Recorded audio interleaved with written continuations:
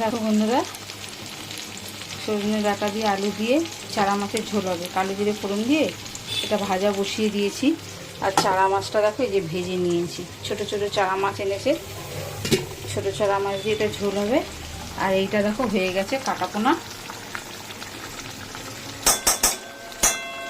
কাটাপোনা মাছের ঝোল করেছি, মানে ঝোল না, জিরে পাতুরি এটা, বুঝেছো? আমার ছেলে ওগুলো খাবে না, এটা খাবে। কাটাপোনা মাছের জিরে পাতুরি, ওনার ওইসব ঝোল ঝোল পোষায় না, বুঝলে? এটা হয়ে গেছে, এটাও নামিয়ে দেবো।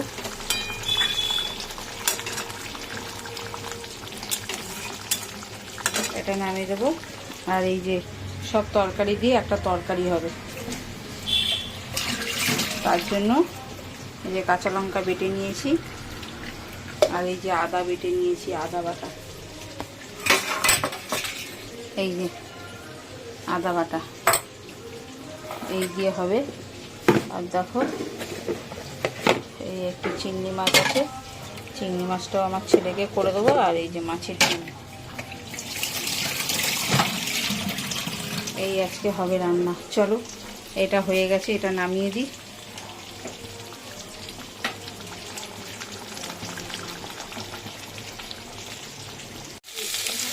এই দেখো ভাজা হয়ে গেছে, এটা আমাদের নুন দিয়ে দিয়েছি, নুন দিয়ে এটাকে ভেজেছি, বুঝেছো?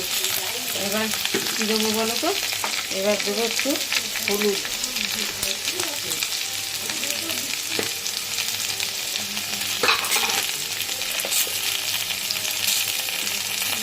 একটু হলুদ দিয়ে দিলাম।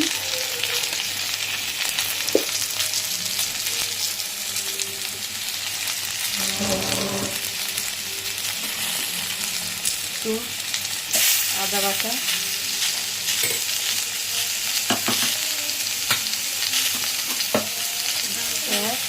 কাঁচা লঙ্কা,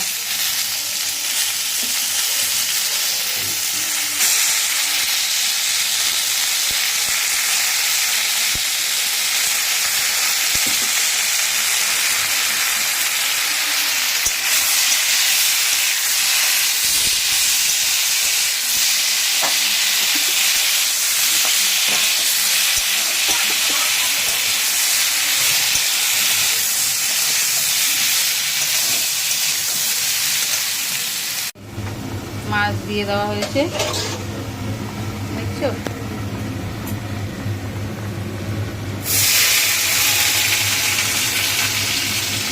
এই পাঁচ তরকারিটা বসছে, পাঁচফোড়ন দিয়ে মা তরকারিটা খাচ্ছে। আর এই মাছের ঝোলটা হয়ে এসছে, এবার নামিয়ে দেবে। দেখো একদম রেডি, সজনের ডাঁটা দিয়ে আলু দিয়ে চারাপোনার ঝোল, বুঝলে? তোমরা কারা এরকম করে খাও? তোমরা এরকম করে খাও সজনের ডাঁটা দিয়ে আলু দিয়ে? আমরা আজকে করেছি, করে খাবো। আর যেই পাঁচ তরকারিটা দেখালাম ওটাই যে বসে গেছে, সব দিয়ে মা বসিয়ে দিয়েছে, বুঝলে? চলো টাটা।